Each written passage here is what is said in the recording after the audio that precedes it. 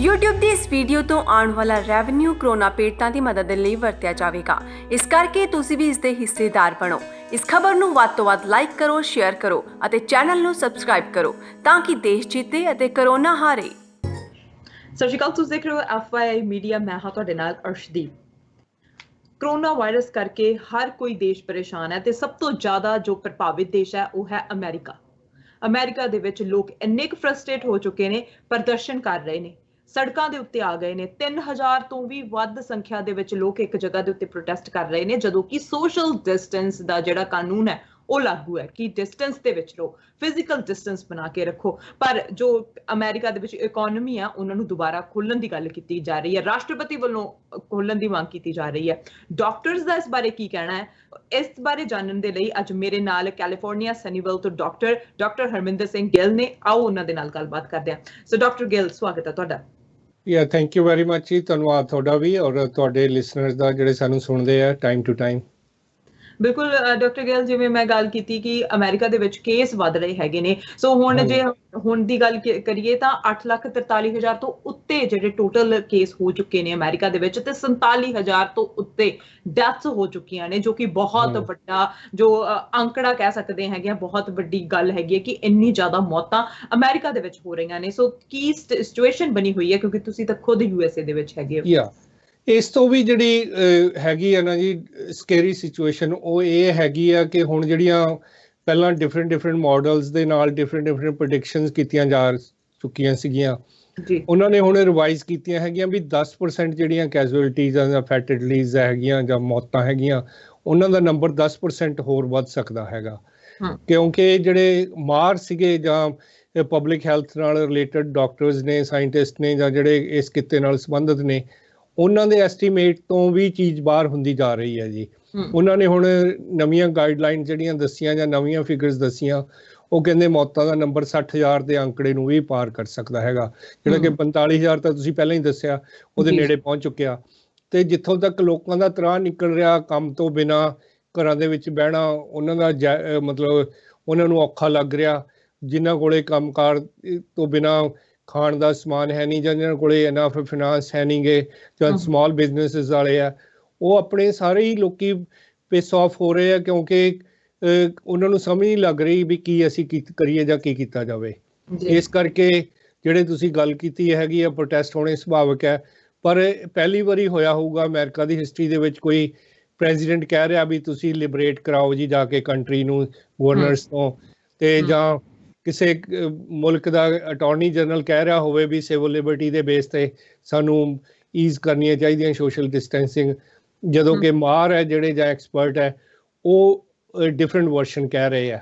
ਉਹ ਕਹਿ ਰਹੇ ਆ ਵੀ ਸੋਸ਼ਲ ਡਿਸਟੈਂਸਿੰਗ ਸਾਨੂੰ ਜ਼ਰੂਰੀ ਹੈਗੀ ਆ, ਇਹ ਜਿਹੜੀਆਂ ਅਸੀਂ ਗਾਈਡਲਾਈਨਸ ਕੀਤੀਆਂ ਹੈਗੀਆਂ ਲੋਕਡਾਊਨ ਉਹ ਜ਼ਰੂਰੀ ਹੈਗੀਆਂ, ਕਿਉਂਕਿ ਜਿਵੇਂ ਖੁੱਲੂਗਾ ਆਪਾਂ ਨੂੰ ਪਤਾ ਤਾਂ ਉਸ ਤਰ੍ਹਾਂ ਹੀ ਲੱਗਣਾ ਲੋਕਾਂ ਦੇ ਬਿਹੇਵੀਅਰ ਦਾ। ਜਾਂ ਕਿਉਂਕਿ ਹੁਣ ਕਰੋਨਾ ਬਾਰੇ ਕਾਫੀ ਜਾਣਕਾਰੀ ਜਿਹੜੀ ਇਕੱਠੀ ਕੀਤੀ ਜਾ ਚੁੱਕੀ ਆ, ਹਾਲਾਂਕਿ ਇਹ ਕਿਹਾ ਜਾ ਰਿਹਾ ਸੀਗਾ ਵੀ ਸਾਨੂੰ ਇਹਦੇ ਬਾਰੇ ਇਨਫ ਜਾਣਕਾਰੀ ਨਹੀਂ, ਇਹ ਨੋਵਲ ਹੈਗਾ, ਪਰ still there every day new things are ਇਵੋਲਵਿੰਗ।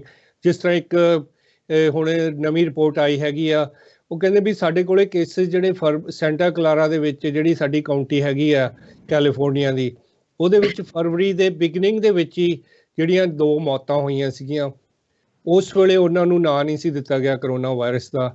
ਉਹ ਵੀ ਕਰੋਨਾ ਦੇ ਨਾਲ ਰਿਲੇਟਡ ਹੀ ਸੀ, ਕਿਉਂਕਿ ਉਹਨਾਂ ਦੇ ਬਾਡੀ ਦੇ ਵਿੱਚੋਂ ਉਹਨਾਂ ਦੇ ਟਿਸ਼ੂ ਲੈ ਕੇ ਜਦੋਂ ਉਹਨਾਂ ਦੇ ਸੈਂਪਲ ਕੀਤੇ ਗਏ ਤਾਂ ਉਹ ਵੀ ਕਰੋਨਾ ਨਾਲ ਪਾਏ ਗਏ, ਜਦੋਂ ਕਿ ਉਹਨਾਂ ਦਾ ਕੋਈ ਚਾਈਨਾ ਦੇ ਨਾਲ ਲੈਣ ਦੇਣ ਨਹੀਂ ਸੀ, ਕੋਈ ਉਹਨਾਂ ਦਾ ਟਰੈਵਲ ਹਿਸਟਰੀ ਨਹੀਂ ਸੀ, ਨਾ ਕੋਈ ਉਹਨਾਂ ਦੀ ਫੈਮਿਲੀ ਦੇ ਵਿੱਚੋਂ ਜਾਂ ਕੋਈ ਉਹਨਾਂ ਦਾ ਕੋਈ ਉਹਨਾਂ ਦੇ ਨਾਲ ਮੇਲ ਮਿਲਾਪ ਸੀਗਾ। ਇਸ ਕਰਕੇ ਇਹ ਚੀਜ਼ ਥੋੜ੍ਹੀ ਜਿਹੀ ਡਰਾਉਣੀ ਲੱਗ ਰਹੀ ਆ, ਜਿਹੜਾ ਕਿ ਆਪਾਂ ਪਹਿਲਾਂ ਕਹਿ ਰਹੇ ਸੀ ਵੀ ਇਹ ਚਾਈਨਾ ਦੇ ਜਿਹੜੇ ਲੋਕੀ ਮੂਲ ਦੇ ਲੋਕੀ ਆ ਜਾਂ ਉੱਥੋਂ ਇਹ ਟਰੈਵਲ ਹੋ ਕੇ ਆਇਆ, ਪਰ now the things are getting different. ਹਾਂਜੀ ਬਿਲਕੁਲ ਡਾਕਟਰ ਗਿੱਲ, ਜਿਵੇਂ ਤੁਸੀਂ ਦੱਸਿਆ ਕਿ ਅਮਰੀਕਾ ਵੱਲੋਂ ਚਾਈਨਾ ਦੇ ਉੱਤੇ ਕੇਸ ਵੀ ਕੀਤਾ ਗਿਆ ਹੈਗਾ ਹੈ ਕਿ ਉਹਨਾਂ ਨੇ ਅਰਲੀ ਕਿਉਂ ਨਹੀਂ ਦੱਸਿਆ, ਇੰਨਾ ਟਾਈਮ ਕਿਉਂ ਇਹ ਗੱਲ ਲੁਕਾ ਕੇ ਰੱਖੀ। ਕਿ ਇਹ ਵਾਇਰਸ ਹੈਗਾ ਆ। ਸੋ ਹੁਣ WHO ਤੋਂ ਇੱਕ ਜੋ ਸਟੱਡੀ ਆਈ ਆ ਉਹਦੇ ਮੁਤਾਬਿਕ ਕਿਹਾ ਗਿਆ ਹੈਗਾ ਆ ਕਿ ਜਿਹੜਾ ਇਹ ਵਾਇਰਸ ਆ ਉਹ ਐਨੀਮਲਸ ਤੋਂ ਹੀ ਆਇਆ ਹੈਗਾ ਆ। ਸੋ ਹਿਊਮਨ ਮੇਡ ਜਾਂ ਇਹ ਕੋਈ ਹੋਰ ਵਾਇਰਸ ਨਹੀਂ ਹੈਗਾ ਆ। ਸੋ ਜਾਣਬੁੱਝ ਕੇ ਕਿਸੇ ਕੰਟਰੀ ਵੱਲੋਂ ਨਹੀਂ ਛੱਡਿਆ ਗਿਆ। WHO ਨੂੰ ਜਿੱਦਾਂ ਆਪਾਂ ਪਹਿਲਾਂ ਆਪਣਾ ਸੁਣਦੇ ਆ ਰਹੇ ਹੈਗੇ ਆ, ਸੋ ਫੰਡਿੰਗ ਰੋਕ ਦਿੱਤੀ ਗਈ ਹੈਗੀ ਆ। ਸੋ ਇਸ ਦੇ ਨਾਲ ਮੈਡੀਕਲ ਜਿਹੜਾ ਹੈਗਾ ਸੈਂਟਰ ਉਹਦੇ ਉੱਤੇ ਕੀ ਪ੍ਰਭਾਵ ਪੈਣ ਵਾਲਾ ਹੈਗਾ ਇਹਨਾਂ ਸਾਰੀਆਂ ਗੱਲਾਂ ਤੋਂ ਬਾਅਦ? ਕਿਉਂਕਿ ਜਿਹੜੇ WHO ਦੀਆਂ ਬੇਸਿਕ ਗਾਈਡਲਾਈਨਸ ਹੈਗੀਆਂ, ਕਿਉਂਕਿ ਉਹਨਾਂ ਦਾ ਕੰਮ ਹੈਗਾ ਜੀ ਵੀ ਜਿਹੜੇ ਚਲੋ ਅਮਰੀਕਾ ਕੈਨੇਡਾ ਦੇ ਵਿੱਚ ਤਾਂ ਲੋਕਾਂ ਦੀ ਅਫੋਰਡੇਬਿਲਟੀ ਹੈਗੀ ਆ, ਕੁਝ ਦੁਨੀਆ ਦੇ ਖਿੱਤੇ ਇਹੋ ਜਿਹੇ ਹੈਗੇ ਆ ਜਿਨ੍ਹਾਂ ਦੇ ਵਿੱਚ ਜਦੋਂ ਕੋਈ ਮਹਾਮਾਰੀ ਜਾਂ ਕੋਈ ਬਿਮਾਰੀ ਫੈਲ ਜਾਂਦੀ ਹੈ ਉਹਨਾਂ ਕੋਲੇ ਵਿਚਾਰਿਆਂ ਕੋਲੇ ਇੰਨੇ ਰਿਸੋਰਸਿਸ ਨਹੀਂ ਹੁੰਦੇ, ਔਰ WHO ਉਹਨਾਂ ਵਾਸਤੇ ਇੱਕ ਮਤਲਬ ਰੱਬ ਦਾ ਰੂਪ ਬਣ ਕੇ ਬੋੜਦੀ ਸੀ। ਉਹਨਾਂ ਮੁਲਕਾਂ ਦੇ ਵਿੱਚ ਜਿਸ ਤਰ੍ਹਾਂ ਪਿੱਛੇ ਆਪਾਂ ਐਗਜ਼ਾਮਪਲ ਲਈਏ ਈਬੋਲਾ ਦੀ ਐਗਜ਼ਾਮਪਲ ਲਈਏ ਜਾਂ ਜਿਹੜੀਆਂ ਪਹਿਲਾਂ ਸਪੈਨਿਸ਼ ਫਲੂ ਫੈਲਿਆ, ਉਦੋਂ WHO ਦਾ ਵਧੀਆ ਰੋਲ ਰਿਹਾ, ਔਰ ਇਸ ਵਾਰੀ ਵੀ ਉਹਨਾਂ ਦਾ ਵਧੀਆ ਰੋਲ ਲਿਆ। ਕਈ ਵਾਰੀ ਕਿਸੇ ਨੂੰ ਰੋਲ ਨਹੀਂ ਪਸੰਦ ਆਉਂਦਾ ਕਿਸੇ ਸ਼ਾਸਕ ਨੂੰ ਤਾਂ ਉਹ ਉਹਨਾਂ ਦੇ ਕ੍ਰਿਟੀਸਾਈਜ਼ ਕਰਨ ਲੱਗ ਜਾਂਦੇ ਆ, ਤੇ otherwise the things are not that bed.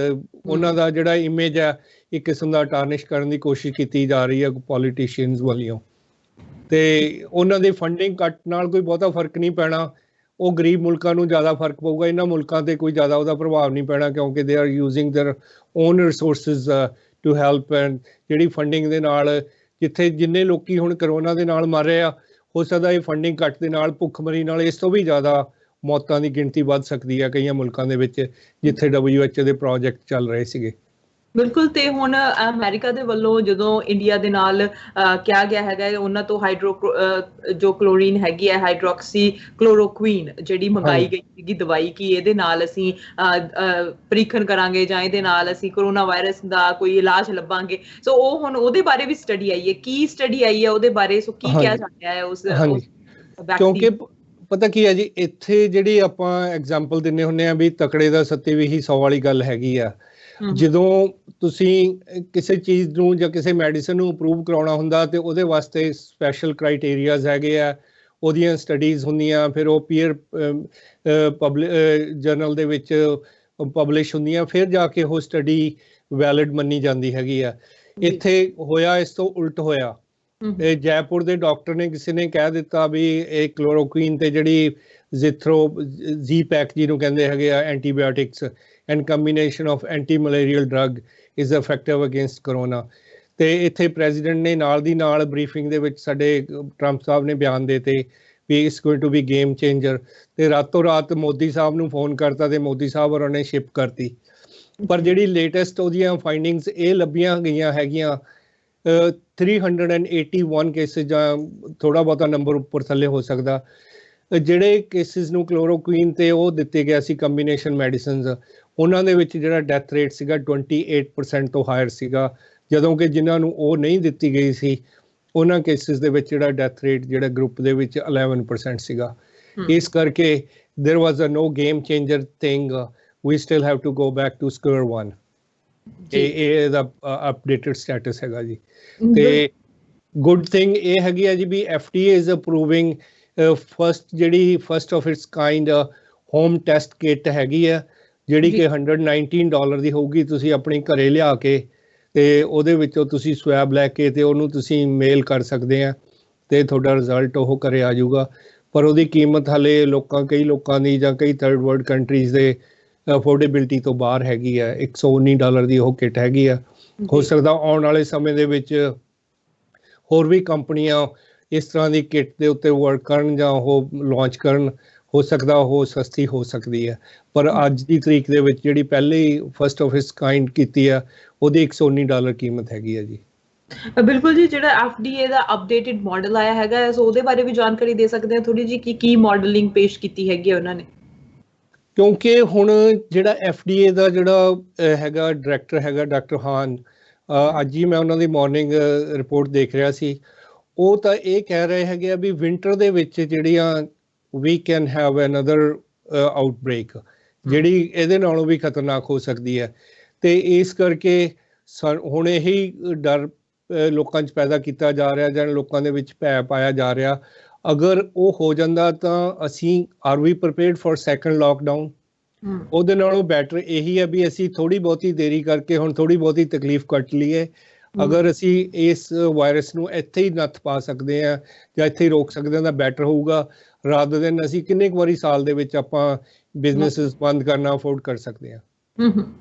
ਹਾਂਜੀ ਬਿਲਕੁਲ, ਜਿੱਦਾਂ ਤੁਸੀਂ ਕਿਹਾ ਕਿ ਉਸ ਤਰ੍ਹਾਂ ਹੀ WHO ਵੱਲੋਂ ਵੀ ਵਾਰਨ ਕੀਤਾ ਜਾ ਰਿਹਾ ਹੈਗਾ ਹੈ ਕਿ ਜਿਹੜਾ ਹਜੇ ਬਹੁਤ ਜਿਹੜਾ ਭਿਆਨਕ ਰੂਪ ਹੈ ਇਸ ਦਾ ਉਹ ਦੇਖਣਾ ਬਾਕੀ ਹੈ ਜੇ ਅਸੀਂ ਲੋਕਡਾਊਨ ਨਾ ਕਰਕੇ ਰੱਖਾਂਗੇ, ਤੇ ਜੇ ਹੁਣ ਹੀ ਈਜ਼ ਕਰ ਦੇਵਾਂਗੇ ਤਾਂ ਬਹੁਤ ਜ਼ਿਆਦਾ ਸਾਨੂੰ ਇਹਦੇ ਨਤੀਜੇ ਰਿਜ਼ਲਟ ਜਿਹੜੇ ਆ ਉਹ ਮਾੜੇ ਦੇਖਣ ਨੂੰ ਮਿਲਣਗੇ। ਸੋ ਈਜ਼ ਡਾਊਨ ਇੱਥੇ ਵੀ ਕੀਤਾ ਗਿਆ ਥੋੜੇ ਜਿਹੇ ਏਰੀਆਜ਼ ਦੇ ਵਿੱਚ, ਕਿੱਥੇ ਕਿੱਥੇ ਕੀਤਾ ਗਿਆ, ਜੇ ਕੀਤਾ ਗਿਆ ਤਾਂ ਉਹਦਾ ਕੀ ਰਿਜ਼ਲਟ ਆਉਣ ਵਾਲਾ ਹੈਗਾ ਹੈ?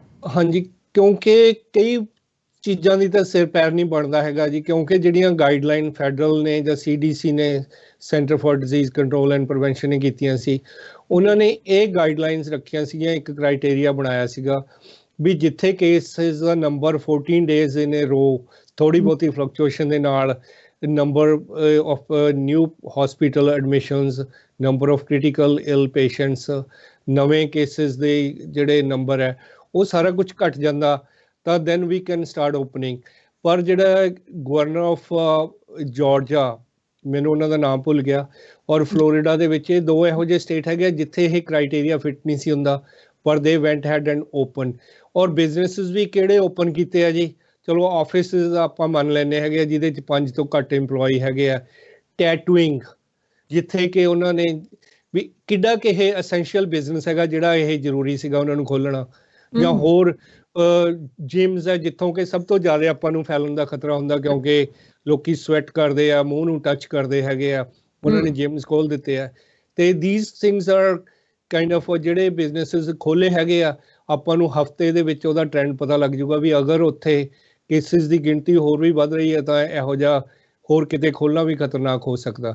ਸਾਡੇ ਹੁਣ ਜਿਵੇਂ Ventura county is the only county California ਦੇ ਵਿੱਚ, ਉੱਥੇ ਥੋੜ੍ਹੀਆਂ ਜਿਹੀਆਂ ਸੌਫਟ ਓਪਨਿੰਗ ਕੀਤੀ ਹੈ, ਕੁਛ ਉਹਨਾਂ ਨੇ ਕੰਡੀਸ਼ਨ ਤੇ ਕੀਤਾ ਕਿਉਂਕਿ ਉੱਥੇ ਕੇਸਿਸ, ਨੰਬਰ ਆਫ ਕੇਸਿਸ ਬਹੁਤ ਘੱਟ ਸੀਗੇ ਤੇ ਗੁੱਡ ਚਾਂਸਿਸ ਆਰ ਵੀ ਉੱਥੇ ਨੰਬਰ ਆਫ ਕੇਸਿਸ ਵਧਣਗੇ ਵੀ ਨਹੀਂ। ਤੇ ਇਸੇ ਤਰ੍ਹਾਂ ਮਤਲਬ ਜਿਸ ਤਰ੍ਹਾਂ ਆਪਾਂ ਜੇ ਸਾਰਾ ਕੁਝ ਸੋਚ ਵਿਚਾਰ ਕੇ ਕਰੀਏ ਤਾਂ ਫਿਰ ਤਾਂ ਵਧੀਆ ਹੋ ਸਕਦਾ। California is a melting pot. ਇੱਥੇ ਕਿਉਂਕਿ we are lucky enough we didn't had that much outbreak ਜਿੰਨੀ ਐਕਸਪੈਕਟ ਕੀਤੀ ਜਾ ਸਕਦੀ ਸੀ, ਜਾਂ ਜਿਹੜੀਆਂ ਮਾਡਲਸ ਪਹਿਲਾਂ ਪ੍ਰੋਜੈਕਟ ਕੀਤੇ ਜਾ ਰਹੇ ਸੀਗੇ ਉਹਦੇ ਹਿਸਾਬ ਨਾਲ ਸਾਡੇ ਨੰਬਰ ਆਫ ਕੇਸਿਸ ਬਹੁਤ ਘੱਟ ਹੋਏ ਆ। ਪਰ ਜਿਹੜਾ ਜੇ ਆਪਾਂ ਦੇਖੀਏ ਜਿਹੜੀ ਟੈਸਟਿੰਗ ਦਾ ਲੈਵਲ ਹੈਗਾ ਇੱਥੇ, ਹਲੇ ਵੀ ਔਨ ਦਾ ਗਿਵਨ ਪਾਪੂਲੇਸ਼ਨ, ਸਾਡੀ 40 ਮਿਲੀਅਨ ਪਾਪੂਲੇਸ਼ਨ ਹੈ ਕੈਲੀਫੋਰਨੀਆ ਦੀ ਜੀ, ਔਰ ਟੈਸਟਿੰਗ ਦੇ ਵਿੱਚ ਅਸੀਂ 32ਵੇਂ ਨੰਬਰ ਤੇ ਆ 50 ਸਟੇਟਾਂ ਦੇ ਵਿੱਚੋਂ। only we are able to test only 7.1 people out of 1000, ਜਦੋਂ ਕਿ ਨਿਊਯਾਰਕ ਦੇ ਵਿੱਚ ਜਾਂ ਰੋਡ ਆਈਲੈਂਡ ਦੇ ਵਿੱਚ ਇਹ ਨੰਬਰ 30 ਤੋਂ ਜ਼ਿਆਦਾ ਨੰਬਰ ਹੈਗਾ। ਉਹ ਵੀ ਨੰਬਰ ਹਾਲੇ ਸਿਗਨੀਫਿਕੈਂਟ ਨਹੀਂ ਹੈਗਾ, ਕਿਉਂਕਿ ਕੱਲ ਗਵਰਨਰ ਨਿਊਸਮ ਨੇ ਕਿਹਾ ਹੈਗਾ ਵੀ ਸਾਨੂੰ ਘੱਟੋ ਘੱਟ 1% ਲੋਕਾਂ ਨੂੰ, 1% ਮੀਨਸ ਸਾਨੂੰ 4 ਮਿਲੀਅਨ ਪੀਪਲ ਦੇ ਵਿੱਚੋਂ 4 ਲੱਖ ਲੋਕਾਂ ਦਾ ਟੈਸਟ ਕਰਨੇ ਪੈਣੇ ਆ before we can do the exact opening ਜਿਹੜੇ ਪੂਰੇ ਬਿਜ਼ਨਸਿਸ ਹੈ। ਪਰ ਜਦੋਂ ਵੀ ਬਿਜ਼ਨਸ ਖੁੱਲ੍ਹਣਗੇ ਇਹ ਪੋਸੀਬਲ ਨਹੀਂ ਹੈਗਾ ਵੀ ਆਪਾਂ ਜਿਸ ਤਰ੍ਹਾਂ ਪਹਿਲਾਂ ਜਾਂਦੇ ਸੀ, ਕਿਉਂਕਿ they have to reconfigure the school seats, theatre ਦੀਆਂ ਸੀਟਸ, ਐਂਟਰਟੇਨਮੈਂਟ ਇੰਡਸਟਰੀ ਨੂੰ ਕਰਨਾ ਪਏਗਾ। ਟਰੈਵਲ ਵੀ ਖੋਲ੍ਹਣਗੇ ਤਾਂ ਅੱਜ ਦੀ ਤਰੀਕ ਦੇ ਵਿੱਚ ਲੋਕੀ ਕਿਸੇ ਦੇ ਨੈਕਸਟ ਟੂ ਬੈਠਣ ਨੂੰ ਤਿਆਰ ਹੀ ਨਹੀਂ ਗਾ।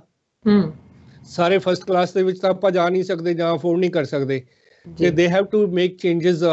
ਜਿਸ ਤਰ੍ਹਾਂ ਪਹਿਲਾਂ ਹੋਇਆ ਸੀ ਵੀ ਖੁੱਲੀਆਂ ਸੀਟਾਂ ਲਾਉਣੀਆਂ ਪੈਣਗੀਆਂ ਜਾਂ ਥੋੜ੍ਹੀ ਬਹੁਤੀ ਵਿੱਥ ਰੱਖਣੀ ਪਊਗੀ, ਤੇ they have to make the mask. ਹੁਣ ਸਾਡੇ 6 ਕਾਊਂਟੀ ਦੇ ਵਿੱਚ ਇੱਥੇ ਹੋ ਚੁੱਕਿਆ ਵੀ ਤੁਸੀਂ ਪਬਲਿਕ ਪਲੇਸ ਤੇ ਜਾਂਦੇ ਹੈਗੇ ਆ ਤਾਂ you must have the face covering. ਤੇ ਪਹਿਲਾਂ ਚਲੋ ਮਾਸਕ ਵਗੈਰਾ ਦੀ ਪ੍ਰੋਬਲਮ ਸੀ, ਹੁਣ ਉਹ ਪ੍ਰੋਬਲਮ ਤਾਂ ਆਲਮੋਸਟ ਰਿਜ਼ੋਲਵ ਹੋ ਗਈ ਹੈ। ਤੇ ਹਸਪੀਟਲ ਐਡਮਿਸ਼ਨ ਘੱਟ ਰਹੇ ਆ, ਪਰ still we should be prepare for the worst. ਜਦੋਂ ਓਪਨਿੰਗ ਹੁੰਦੀ ਆ, ਜੇ ਇਫ ਇਟ ਓਪਨਸ 3 ਮਈ ਨੂੰ ਕਹਿ ਰਹੇ ਹੈਗੇ ਆ, ਪਰ ਕਈ ਸਟੇਟਾਂ ਨੇ ਜਿਵੇਂ ਵਰਜੀਨੀਆ ਨੇ ਜਾਂ ਨਿਊਯਾਰਕ ਦੇ ਜੂਨ ਤੱਕ ਖੁੱਲਣ ਦੀ ਕੋਈ ਉਮੀਦ ਨਹੀਂ ਹੈਗੀ ਸਾਨੂੰ ਇੱਥੇ। ਜੀ ਹਾਂਜੀ, ਕੈਲੀਫੋਰਨੀਆ ਦੇ ਵਿੱਚ ਦੇਰ ਆਰ ਗੁੱਡ ਚਾਂਸਿਸ ਵੀ ਕੁਛ ਉਹ ਜਿਹੜੀਆਂ ਈਜ਼ ਕਰ ਸਕਦੇ ਹੈਗੇ ਆ, ਕੁਛ ਕੰਡੀਸ਼ਨਸ ਤੇ ਉਹ ਖੋਲ੍ਹ ਸਕਦੇ ਹੈਗੇ ਆ, ਜਾਂ ਕੁਛ ਕਾਊਂਟੀ 'ਚ ਜਿੱਥੇ ਪ੍ਰਭਾਵ ਘੱਟ ਹੈਗਾ ਕਰੋਨਾ ਦਾ। ਨਿਊਯਾਰਕ ਦੇ ਵਿੱਚ ਜਿਵੇਂ ਨਿਊਯਾਰਕ ਦੇ ਗਵਰਨਰ ਨੇ ਵੀ ਕਹਿ ਦਿੱਤਾ ਹੈਗਾ ਹੈ ਕਿ ਜਿਹੜੀਆਂ ਵੱਡੀਆਂ ਪਰੇਡਸ ਹੁੰਦੀਆਂ ਸੀ, ਜੋ ਵੱਡੇ ਸਭ ਕੁਝ ਉੱਥੇ ਕੈਂਸਲ ਹੈਗਾ ਆ। ਚਾਹੇ ਉਹ ਕਹਿ ਰਹੇ ਆ ਕਿ ਅਸੀਂ ਕਰਵ ਹੈਗੀ ਆ ਉਹਨੂੰ ਫਲੈਟ ਕਰ ਰਹੇ ਹੈਗੇ ਆ ਥੋੜਾ ਥੋੜਾ, ਪਰ ਫਿਰ ਵੀ ਅਸੀਂ ਉਸ ਲੈਵਲ ਦੇ ਉੱਤੇ ਨਹੀਂ ਪਹੁੰਚੇ ਹੈਗੇ। ਅਸੀਂ ਉਹਨਾਂ ਨੇ ਵੱਡੇ ਜੋ ਵੀ ਕਨਸਰਟ ਹੋ ਰਹੇ ਨੇ ਸਭ ਕੁਝ ਕੈਂਸਲ ਕੀਤਾ ਗਿਆ ਹੈਗਾ ਆ, ਜੋ ਕਿ ਬਹੁਤ ਜ਼ਰੂਰੀ ਹੈਗਾ ਆ। ਜਿਵੇਂ ਤੁਸੀਂ ਸਪੀਡ ਟੈਸਟ ਕਿਹਾ ਹੈਗਾ ਹੈ, ਸਪੀਡ ਬਹੁਤ ਘੱਟ ਹੈਗੀ ਹੈ। ਕੀ ਜਿਹੜੇ ਫਰੰਟ ਲਾਈਨ ਵਰਕਰਸ ਨੇ ਜਾਂ ਡਾਕਟਰਸ ਨੇ ਜਾਂ ਤੁਸੀਂ ਵੀ ਕਈ ਵਾਰ ਤੁਹਾਨੂੰ ਪੇਸ਼ੈਂਟਸ ਦੇ ਨਾਲ ਗੱਲਬਾਤ ਕਰਨੀ ਪੈਂਦੀ ਹੈਗੀ ਹੈ ਜਾਂ ਕਈ ਵਾਰੀ ਮਿਲਣਾ ਪੈਂਦਾ ਹੈਗਾ ਹੈ, ਸੋ ਕੀ ਜਿਹੜੇ ਫਰੰਟ ਲਾਈਨ ਤੇ ਕੰਮ ਕਰ ਰਹੇ ਆ ਉਹਨਾਂ ਦੇ ਟੈਸਟ ਹੋ ਰਹੇ ਆ ਉਨੀ ਸਪੀਡ ਦੇ ਨਾਲ?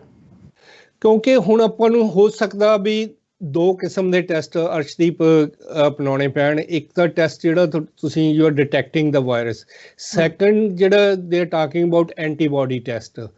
ਹੋ ਸਕਦਾ ਜਿਹੜਾ ਆਉਣ ਵਾਲੀ ਵੇਵ ਦੇ ਵਿੱਚ ਜਾਂ ਜਿਹੜੇ ਕੁਝ ਦਿਨਾਂ ਨੂੰ ਜਿਹੜੇ ਟੈਸਟ ਆਉਣ ਜਾਂ ਨਵੇਂ ਟੈਸਟ ਆਉਣ ਉਹਨਾਂ ਦੇ ਵਿੱਚ ਡਿਊਲ ਟੈਸਟ ਹੋਵੇ ਜੀ, ਜਾਂ ਅਲੱਗ-ਅਲੱਗ ਟੈਸਟ ਹੋਣ, ਕਿਉਂਕਿ ਜਿੰਨਾ ਚਿਰ ਤੁਹਾਨੂੰ ਪਤਾ ਹੀ ਨਹੀਂ ਵੀ ਤੁਹਾਡੇ ਵਿੱਚ ਇਮਿਊਨਿਟੀ ਬਣ ਚੁੱਕੀ ਆ।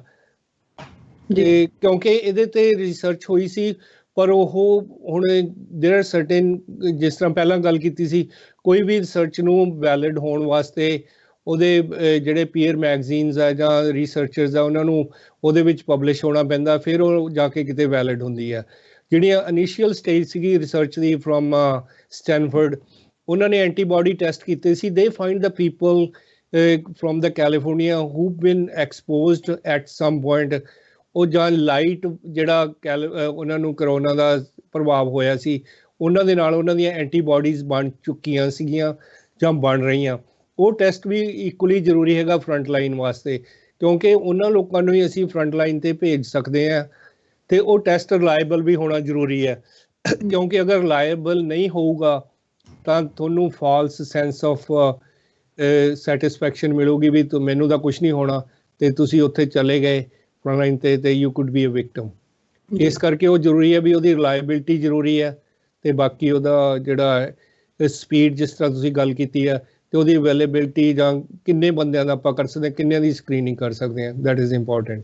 ਜੀ, ਜਿਵੇਂ WHO ਨੇ ਵੀ ਕਿਹਾ ਹੈਗਾ ਆ ਕਿ ਦੁਬਾਰਾ ਬੂਮ ਆ ਸਕਦਾ ਹੈਗਾ ਆ, ਕਿ ਦੁਬਾਰਾ ਜਿਹੜੀ ਇਹ ਵਾਇਰਸ ਹੈ ਦੁਬਾਰਾ ਫੈਲ ਸਕਦਾ ਹੈਗਾ ਆ।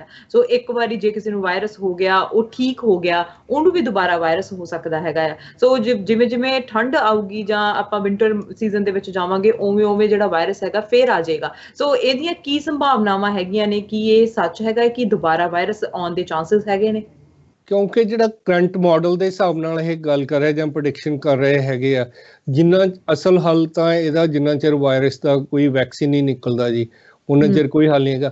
ਵੈਕਸੀਨ ਵੀ ਜੇ ਆਪਾਂ ਦੇਖਿਆ ਜਾਵੇ ਤਾਂ ਜਿਹੜੇ ਕਰੰਟ ਵੈਕਸੀਨਸ ਹੈ H1N1 ਦੇ ਆ ਜਾਂ ਦੂਸਰੇ ਆ, ਉਹਨਾਂ ਦੀ ਐਫੀਕੇਸੀ ਜਾਂ ਜਿਹੜੀ ਇਫੈਕਟਿਵਨੈਸ ਹੈ ਉਹ 60 ਤੋਂ 70% ਹੀ ਹੈ। YouTube ਦੀ ਇਸ ਵੀਡੀਓ ਤੋਂ ਆਉਣ ਵਾਲਾ ਰੈਵਨਿਊ ਕਰੋਨਾ ਪੀੜਤਾਂ ਦੀ ਮਦਦ ਲਈ ਵਰਤਿਆ ਜਾਵੇਗਾ। ਇਸ ਕਰਕੇ ਤੁਸੀਂ ਵੀ ਇਸ ਦੇ ਹਿੱਸੇਦਾਰ ਬਣੋ।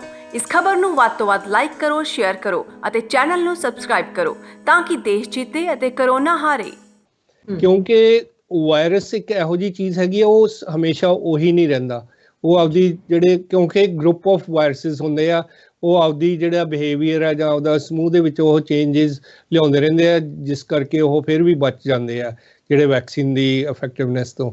ਜਿਵੇਂ ਵੀ ਜਿਹੜਾ ਵੀ ਫਲੂ ਦਾ ਵੈਕਸੀਨ ਹੈ, ਉਹ ਆਏ ਸਾਲ ਉਹਨੂੰ ਰਿਵਾਈਜ਼ ਕੀਤਾ ਜਾਂਦਾ, ਉਹ it prevent you from certain strains, ਪਰ ਜੇ ਆਪਾਂ ਕਹੀਏ 100% ਫੂਲ ਪ੍ਰੂਫ ਹੈ, ਉਹ ਵੀ ਨਹੀਂ ਹੈਗਾ। ਇਸ ਕਰਕੇ ਸੰਭਾਵਨਾਵਾਂ ਹੈਗੀਆਂ ਵੀ ਜਿਹੜੇ ਨੰਬਰ ਆਫ ਕੇਸਿਸ ਘਟ ਜਾਣਗੇ ਜਾਂ ਜਿਹੜੇ ਲੋਕੀ ਵੈਕਸੀਨ ਨਾਲ ਲਵਾ ਲੈਣਗੇ ਉਹ ਮੇ ਵੀ ਥੋੜਾ ਚਿਰ ਇਮਿਊਨ ਹੋ ਜਾਣਗੇ, ਪਰ ਹਲੇ ਤੱਕ ਇਹ ਨਹੀਂ ਪਤਾ ਵੀ ਉਹ ਕਿੰਨਾ ਚਿਰ ਇਮਿਊਨ ਰਹਿਣਗੇ। ਇੱਕ ਸੀਜ਼ਨ ਵਾਸਤੇ ਰਹਿਣਗੇ ਜਾਂ ਲਾਈਫ ਟਾਈਮ ਇਮਿਊਨਿਟੀ ਬਣਦੀ ਹੈ ਉਹਨਾਂ ਨੂੰ, ਜਾਂ ਅਲਟੀਮੇਟਲੀ ਇਹ ਕਿਹਾ ਜਾ ਰਿਹਾ ਵੀ 25% ਪਾਪੂਲੇਸ਼ਨ ਹੈ ਜਿਹੜੀ US ਦੀ ਜਾਂ ਨਾਰਥ ਅਮਰੀਕਾ ਦੀ, ਐਟ ਵਨ ਪੁਆਇੰਟ ਉਹਨਾਂ ਨੂੰ they have to have the virus, ਭਾਵੇਂ ਉਹ ਥੋੜੀ ਮਾਤਰਾ ਦੇ ਵਿੱਚ ਹੋਵੇ, in order to get the herd immunity ਜਿਹੜਾ ਸ਼ਬਦ ਯੂਜ਼ ਕਰਦੇ ਹੈਗੇ ਆ ਵੀ ਉਹ herd immunity ਵਾਸਤੇ ਜਿਹੜੀਆਂ ਪੁਰਾਣੀਆਂ ਐਗਜ਼ਾਮਪਲਸ ਹੈ ਉਹ 25% ਤੋਂ ਉੱਪਰ ਜਾਂ 50% ਜਾਂ 60% ਚਾਹੀਦਾ, ਫਿਰ ਜਾ ਕੇ herd immunity ਬਣਦੀ ਆ। ਜੇ ਆਪਾਂ ਉਸ ਲੈਵਲ ਤੱਕ, ਹੁਣ ਇਹਨਾਂ ਦਾ ਰੋਲ ਹੈਗਾ ਜੀ ਵੀ ਇਹ ਕਿਹਾ ਜਾ ਰਿਹਾ ਵੀ ਤੁਸੀਂ ਬਿਲਕੁਲ ਵਾਇਰਸ ਨੂੰ ਨਾ ਸਪਰੈਸ ਕਰੋ, ਲੈਟ ਇਟ ਸਪਰੈਡ, ਬਟ ਉਹਦੀ ਜਿਹੜੀ ਸਪੀਡ ਹੈ ਉਹ ਤੁਹਾਡੇ ਹਸਪੀਟਲ ਸਿਸਟਮ ਦੇ ਨਾਲੋਂ ਕਦੇ ਉਹ ਤੁਹਾਡੇ ਉਹਦੇ ਤੋਂ ਬਾਹਰ ਨਾ ਜਾਵੇ। ਜਿਹੜਾ ਆਪਾਂ ਕਰਵ ਦੀ ਗੱਲ ਕਰਦੇ ਹਾਂ ਜਾਂ ਪ੍ਰੋਜੈਕਸ਼ਨ ਦੀ ਗੱਲ ਕਰਦੇ ਹਾਂ ਜਾਂ ਮਾਡਲ ਦੀ ਗੱਲ ਕਰਦੇ ਹਾਂ, ਵੀ ਉਹ ਹੈਲਥ ਕੇਅਰ ਸਿਸਟਮ ਦੇ ਵਿੱਚ ਰਹਿ ਕੇ, ਵੀ ਉਹਦੇ ਰਿਸੋਰਸਿਸ ਦੇ ਵਿੱਚ ਰਹਿ ਕੇ ਉਹ ਓਨਾ ਕੁ ਫੈਲੇ ਤੇ ਲੋਕਾਂ ਦੇ ਵਿੱਚ ਇਮਿਊਨਿਟੀ ਕ੍ਰੀਏਟ ਹੋ ਜੇ। ਤੇ ਹੁਣ ਇਹ ਨੇਚਰ ਵੇ ਆਫ ਹੈਲਪਿੰਗ ਹੈਗਾ। ਤੇ ਆਪਾਂ ਉਹ ਇਹ ਹੁਣ ਇਹੀ ਕਿਆਸ ਕੀਤਾ ਜਾ ਰਿਹਾ, ਅਗਰ ਉਹ ਜਿਹੜੀ ਹਰਡ ਇਮਿਊਨਿਟੀ ਬਣਾਉਣੀ ਆ ਤਾਂ ਤੁਹਾਨੂੰ 25% ਤੋਂ ਉੱਪਰ ਲੋਕਾਂ ਨੂੰ ਉਹ ਇੱਕ ਟਾਈਮ ਤੇ, ਹੁਣ ਇਸ ਚੀਜ਼ ਨੂੰ 1 ਸਾਲ ਲੱਗਦਾ ਜਾਂ 6 ਮਹੀਨੇ ਲੱਗਦੇ ਆ ਜਾਂ ਕਿੰਨਾ ਲੱਗਦਾ, that depends, still that is a question mark। ਬਿਲਕੁਲ। ਤੇ ਜਿਵੇਂ ਹੁਣ ਗੱਲਬਾਤ ਕੀਤੀ ਜਾ ਰਹੀ ਸੀ ਕਿ ਇਹ ਲੰਗਸ ਨੂੰ ਇਫੈਕਟ ਕਰਦਾ ਹੈਗਾ ਆ, ਤੇ ਪਰ ਹੁਣ ਇੱਕ ਹੋਰ ਸਰਵੇ ਆਇਆ ਹੈਗਾ ਕਿ ਡਿਫਰੈਂਟ ਬੋਡੀ ਪਾਰਟਸ ਨੂੰ ਇਹ ਇਫੈਕਟ ਕਰ ਰਿਹਾ ਹੈਗਾ ਵਾਇਰਸ। ਸੋ ਇਸ ਵਾਇਰਸ ਨਾਲ ਕੀ ਕੁਝ ਇਫੈਕਟ ਹੋ ਰਿਹਾ? ਕਿਉਂਕਿ ਕਈ ਵਾਰੀ ਤਾਂ ਇਹ ਵੀ ਹੁੰਦਾ, ਸਭ ਤੋਂ ਜਿਹੜੀ ਵਰੀ ਹੈਗੀ ਆ ਜਾਂ ਮੈਡੀਕਲ ਕਮਿਊਨਿਟੀ ਜਾਂ ਪਬਲਿਕ ਹੈਲਥ ਕਮਿਊਨਿਟੀ ਨੂੰ ਜਿਹੜੀ ਹੈਗੀ ਆ ਜੀ, ਉਹ ਇਹ ਹੈਗੀ ਆ ਵੀ ਜਿਹੜੇ ਪੀਪਲ ਏਸਿਮਟੋਮੈਟਿਕ ਹੈ, ਜਿਨ੍ਹਾਂ ਨੂੰ ਨਾ ਘਰਦਿਆਂ ਨੂੰ ਪਤਾ, ਨਾ ਉਹਨਾਂ ਦੇ ਕੇਅਰ ਟੇਕਰਸ ਨੂੰ ਪਤਾ ਵੀ they have the virus and they are moving around, ਚਲਦੇ ਫਿਰਦੇ ਬੰਬ ਹੈਗੇ ਆ ਉਹ, ਉਹਨਾਂ ਨੂੰ ਆਪ ਨੂੰ ਨਹੀਂ ਪਤਾ। ਥੋੜ੍ਹਾ ਬਹੁਤਾ ਉਹਨਾਂ ਨੂੰ ਬੁਖਾਰ ਹੋਇਆ ਜਾਂ ਮਾੜਾ ਮੋਟਾ ਗਲੇ 'ਚ ਖਰਾਸ਼ ਹੋਈ, ਉਹਨਾਂ ਨੇ ਕੋਈ ਦਵਾਈ ਲੈ ਲਈ, ਗਰਮ ਪਾਣੀ ਪੀ ਲਿਆ, ਖੰਘ ਦੀ ਦਵਾਈ ਲੈ ਲਈ, ਠੀਕ ਹੋ ਗਏ, 2 ਦਿਨ ਬਾਅਦ ਹੋਏ। ਅਲਟੀਮੇਟਲੀ ਉਹ ਮਤਲਬ ਜਾਂ ਤਾਂ ਉਹ ਆਪਣੇ ਆਪ ਠੀਕ ਹੋ ਗਏ ਜਾਂ ਮੋਰ ਸਿੱਖ ਹੋ ਗਏ। Those asymptomatic peoples are more carriers and they're spreading more। ਹੁਣ ਇਹ ਹੈਗਾ ਵੀ ਇੱਕ ਕਿਸਮ ਦੀ ਇਮਿਊਨਿਟੀ ਵਾਸਤੇ ਕੰਡੀਸ਼ਨ ਵੀ ਆ ਵੀ ਜਿਹੜੇ ਥੋੜੇ ਸਿੰਪਟਮਸ ਵਾਲੇ ਆ ਉਹ ਜਲਦੀ ਇਮਿਊਨ ਹੋ ਜਾਣਗੇ। ਪਰ ਇਹ ਸਟਿਲ ਕੁਐਸਚਨ ਹੈਗਾ, ਕਿਉਂਕਿ ਚਾਈਨਾ ਦੇ ਵਿੱਚ ਥੋੜੇ ਬਹੁਤੇ ਕੇਸਿਸ ਦੇ ਵਿੱਚ ਉਹਨਾਂ ਨੇ ਦੇਖਿਆ ਗਿਆ ਦੁਬਾਰਾ ਵੀ ਜਿਹੜੇ ਕੇਸ ਪੋਜ਼ਿਟਿਵ ਤੋਂ ਨੈਗੇਟਿਵ ਹੋਏ ਸੀ ਉਹ ਇੱਕ ਸਟੇਜ ਤੇ ਫਿਰ ਪੋਜ਼ਿਟਿਵ ਆ ਗਏ ਆ। ਪਰ ਜੇ ਆਪਾਂ ਓਪਨਿੰਗ ਵੀ ਕਰ ਲੈਂਦੇ ਹਾਂ, ਸਭ ਤੋਂ ਪਹਿਲਾਂ ਤਾਂ ਜੀ ਜਿਹੜੀਆਂ ਕੰਪਨੀਆਂ ਹੈਗੀਆਂ ਜਾਂ ਐਪਸ ਹੈਗੀਆਂ ਆਪਾਂ ਨੂੰ ਫੋਨ ਤੇ GPS ਟਰੈਕਿੰਗ ਜਾਂ ਕੰਟਰੈਕਟ ਟਰੈਕਿੰਗ, ਆਪਾਂ ਨੂੰ ਥੋੜ੍ਹਾ ਬਹੁਤਾ ਸੈਕਰੀਫਾਈਸ ਕਰਨਾ ਪਊਗਾ ਸਾਡੀ ਪ੍ਰਾਈਵੇਸੀ।